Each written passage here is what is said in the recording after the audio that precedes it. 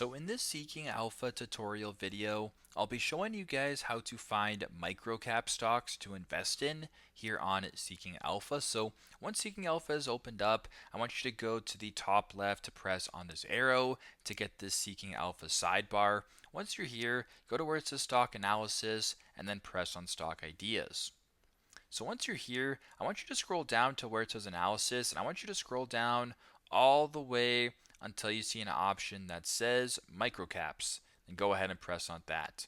So once you're here, you can kind of see the latest microcap stock analysis right here. So you can scroll down, view a bunch of different articles relating to a bunch of different ticker symbols. So where it says the ticker symbol right here will be, so this one, MGNX. NKTR, CABA, HUMA, etc. You can go ahead, view what these authors have to say about the following microcap stocks, and you can make a decision on whether or not you want to invest in these or not. So very simple, very straightforward, but this is how to find microcap stocks to invest in here on Seeking Alpha. Thanks again for watching, and I hope this video helps.